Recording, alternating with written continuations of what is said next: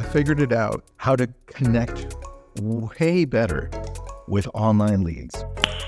Nice. I've figured out the best process to connect with online leads. I want you to pay attention to the details. I made it sound super easy. It's like 4 simple steps. PSLV. And I'm going to show you how that works. I did it in 2 places.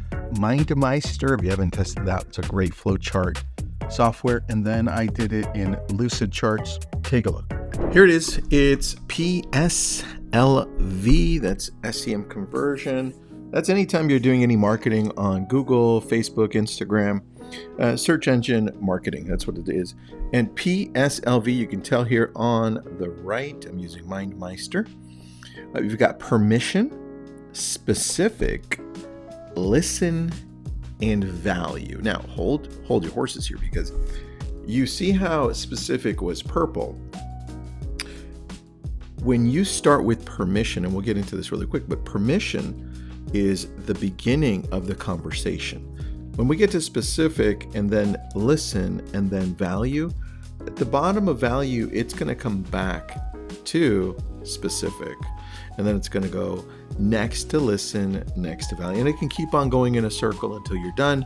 But with that, let's expand on this. And I just came up with this. And just a reminder, I worked with, hold on here.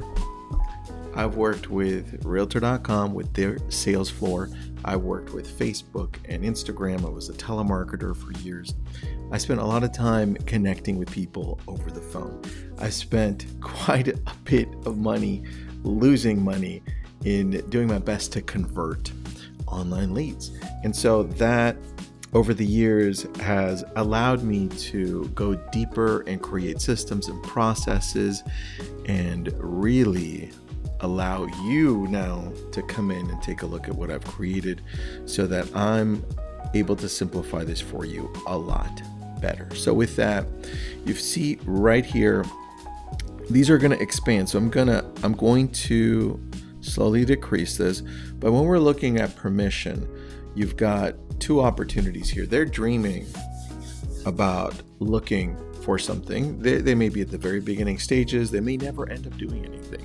But the point is they're dreaming and they want to be able to ask you questions without feeling harassed. That requires them to not have a timeline, and it's important for them. But the problem is a lot of you reaching out to your Google, Facebook leads, you want to book appointments to show property. You want to ask deeper questions. Are you pre-approved? No, forget about it. I'm done. And because they're in the dreaming stage, they need that permission. So for example, I'm calling up, I have these live prospecting calls on Thursdays at 3 p.m. Pacific. And the last Thursday, I connected with a couple of people. One of them was, I don't remember his name, I'm just going to call him, I think it was Richard. And it was Richard Rios, yeah. And I called up Richard and I said, hey, Richard, it's Tristan with eXp Realty. You visited our website to search for homes through Google. He's like, who? Who are you? I'm like, you've been on our website searching for homes. I wanted to make sure that we're not spamming you. He's like, oh, yeah. I got you. And so, yeah, listen, and then he just opened up. The idea behind our first conversation is giving them permission to just look, even if they're ready right now. And here's the psychology behind that. If I'm calling you, Joe, hey Joe, it's Tristan, you just visited our website from Facebook. Listen up, you're probably not going to buy anything anytime soon, but I also want to make sure that your experience on our website is great. I don't want to spam you.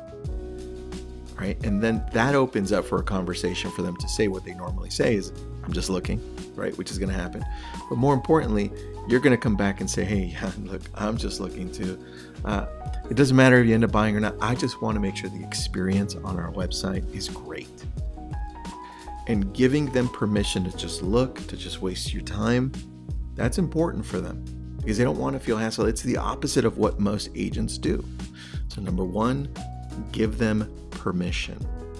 Number 2, right after that, if we're transitioning into this, you see number 2, and I'm going to shrink number 1. This way you don't see it, and it doesn't block this. But number 2, you can see is specific. Now, when I'm talking to Joe or Richard and I say, hey, Joe, I don't want to spam you. And here's the specific piece that we all miss. Ready? Joe, are you looking for a home closer to the beach or on the hills? Joe, are you looking for something to move into, ready to move into, or a fixer? Joe, are you looking for a house or a condo? It's a simple question that's asking either or. It's not asking a yes or no question. And this is where we fail a lot. But when you are very specific and you ask one question, let me stop sharing here. One question only at a time. Hey Joe, are you looking for a condo or a house? And then what they're going to do, because it's very specific, after you've already given them permission to waste your time, and just look. Here we go. I give you options right over here. And you ask one question at a time, because too many questions, what happens is too many questions, it makes them feel like, oh, this person's got an agenda. They want to sell me something. It's like every other real estate agent I talk to. That's not what you want. They want to feel like they can actually rely on you. Because the next thing, right, we look at this as a process, but the next thing is, let me shrink that one, is you just shut up and listen. And a lot of you do way too much talking. It's like, hey, Joe, you want to see this? You want to see that? Look at this. This is great over here. And are you pre-approved? No. Have you talked to another agent already? No, blah, blah, blah, blah, blah. Yeah. Blah, crap, blah. So I want you to shut up after you ask the first question, because now that beginning of what we talked about, that was the only dialogue script that you wanted to memorize. However it wants to, and you can alternate. You can be like condo or house, fixer or ready to move into, mountains, not, view, yes, lake, ocean, whatever you want. 1. After that, you're going to shut up and listen and let them dictate where you're going to go. And it's so hard for us to do that because we're so accustomed to saying, well, what about, Tristan, what about if they're not pre-approved? What if they have another agent, right? What if they're just looking? All those things at this point don't matter because you don't have a relationship with them.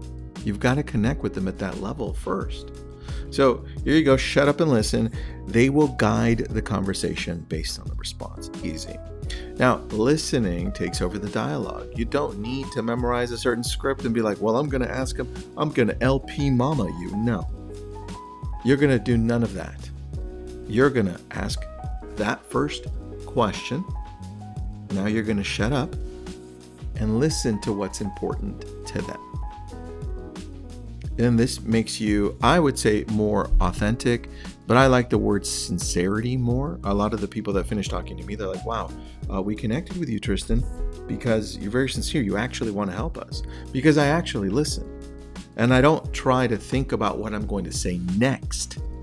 Scripts make you want to say, oh, well, oh, damn it, I've got to pre-approve them. Got to ask for, that all pops up naturally.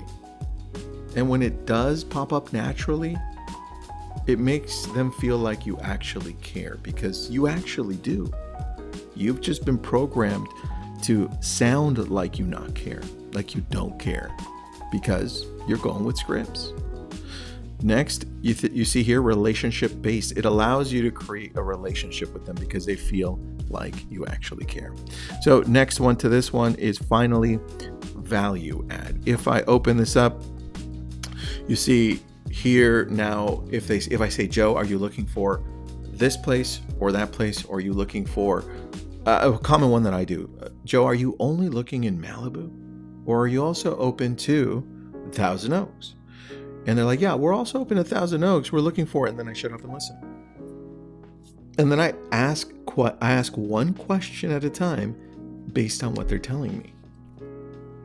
And then occasionally they're going to say, well, I'm actually looking for a lot more land.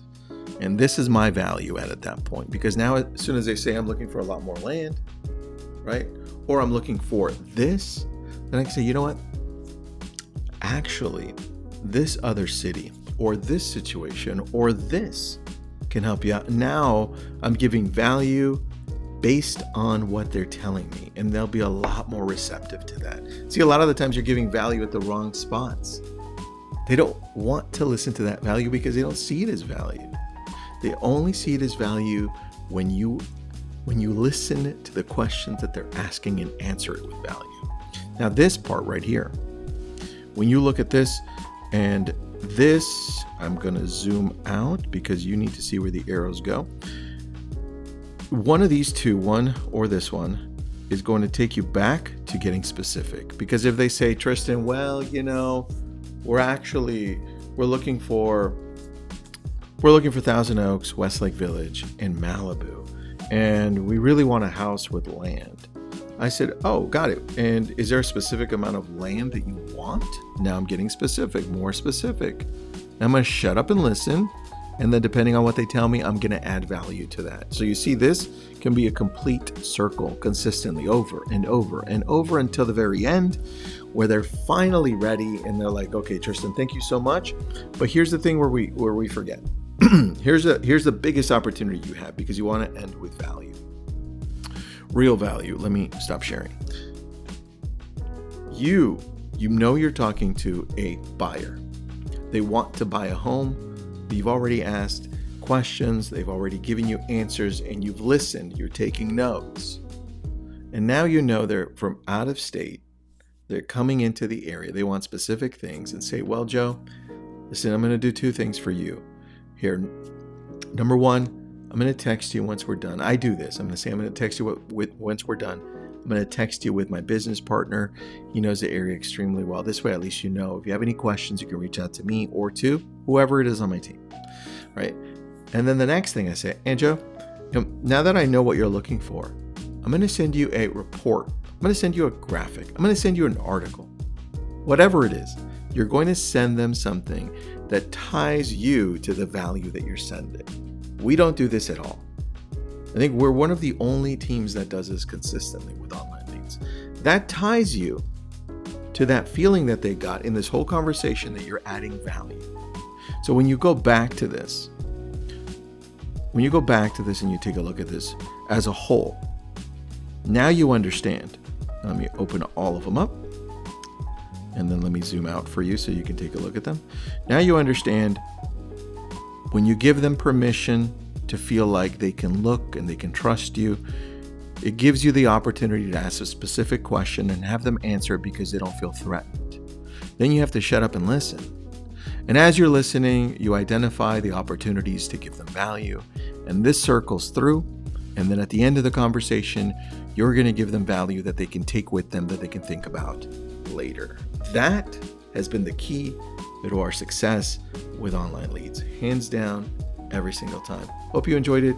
If you have questions or if you want that whole flow chart, I can send it to you. Just message me here. I think you're watching this on YouTube. So if you are, subscribe, share it with somebody you think will enjoy this, will benefit from it. And if you need this, just message me.